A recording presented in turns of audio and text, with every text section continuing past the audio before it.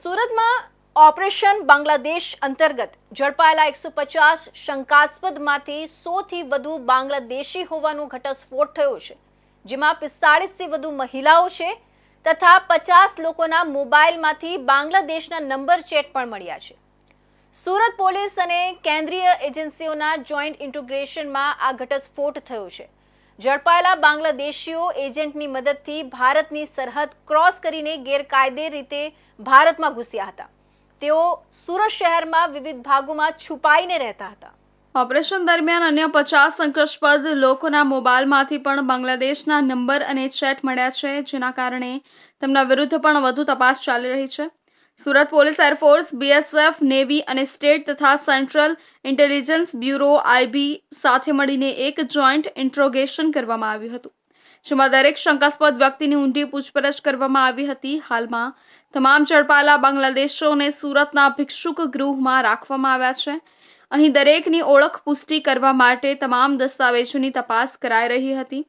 કેન્દ્ર અને રાજ્ય સરકારની સૂચનાથી હવે તમામ તપાસની કામગીરી પૂર્ણ થઈ ચૂકી છે અને એજન્સીઓએ પોતાનો રિપોર્ટ તૈયાર કરી કેન્દ્ર અને રાજ્ય સરકારને સબમિટ કરવાની પ્રક્રિયા શરૂ કરી છે।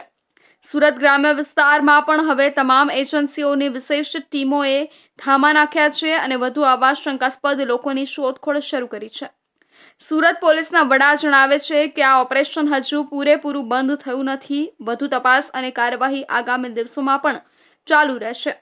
સુરતના ઇતિહાસમાં આ અત્યાર સુધીનું સૌથી મોટું બાંગ્લાદેશી ઘૂસણખોરોનું કાવતરું સામે આવ્યું છે, જેમાં એક સાથે 100થી વધુ બાંગ્લાદેશી ઝડપાયા છે। સમગ્ર ઓપરેશનને લઈને સુરતના પોલીસ તંત્ર અને કેન્દ્રની ઇન્ટેલિજન્સની એજન્સીઓ વચ્ચે સતત સંકલન રાખવામાં આવી રહ્યું છે, જેથી આવી ગેરકાયદે પ્રવૃત્તિઓને જડમૂળથી નાબૂદ કરી શકાય। સુરત પોલીસ દ્વારા 150થી વધુ લોકોને બાંગ્લાદેશીઓને સક્રિયના તौરમાં તપાસ કરવામાં આવી છે, જેમાં તપાસ કરતા સુરત પોલીસે ચોંકાવનારો ખુલાસો બહાર કર્યો છે કે 100થી વધુ લોકો તેમાં બાંગ્લાદેશી હોવાનું નીકળ્યું છે, જેમાં 50થી વધુ લોકો મહિલા છે અને કેટલાક 50થી વધુ મોબાઈલોમાં બાંગ્લાદેશી નંબરો અને ચેટિંગો પણ રિલીઝ થઈ છે। હવે પોલીસ દ્વારા આગળ તપાસ કરવામાં આવી છે અને આ રિપોર્ટ ગુજરાત સરકાર અને ભારત સરકારને સોંપવામાં આવશે અને વહેલી તકે આ પકડાયેલા ગેરકાયદેસર ઘૂસણખોર બાંગ્લાદેશીઓને ફરી તેમના વતન મોકલવાની કામગીરી કરવામાં આવે છે। કેમેરામેન રવિ વેંડે સાથે સુનિલ પ્રજાપતિ, ઇન્ડિયા ન્યૂઝ, સુરત।